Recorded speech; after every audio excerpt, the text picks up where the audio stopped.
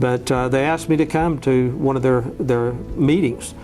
And at that meeting, it just struck me how effective what they were doing was.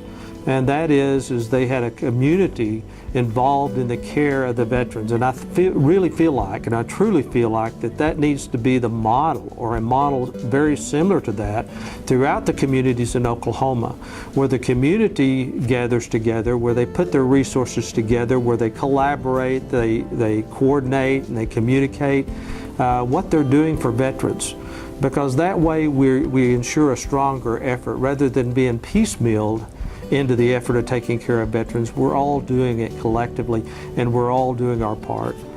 Veterans have been a part of my life as long as I can remember, and my earliest memories were my dad telling stories to me of his time in the Pacific during World War II, and going to his reunions as a CB, being in the South Pacific, being in islands like Guadalcanal, Saipan, Tinian, and Tarawa was just a part of the things that we talked about growing up. So veterans have always been an extremely important part of my life. I spent 43 years in the military.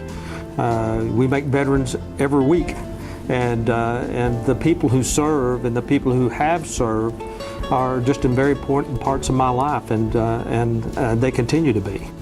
We need to have more of a contiguous program in terms of our veterans. The Oklahoma Department of Veterans Affairs has focused primarily on our 7 veteran centers here in the state, which deal with our more elderly and more needy veterans, and that's certainly needed. I call that the center of gravity.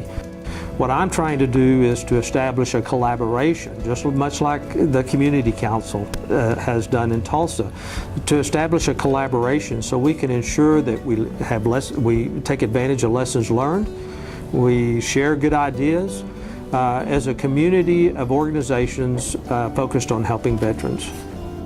It's part of our culture in this nation, is service. And these men and women still want to continue to serve. What I want to do is put them in a position they can continue the quality of life, so they can continue the quality of service. They deserve our attention because they've given us everything they have. And they've stepped up to the table when others wouldn't, or when others couldn't.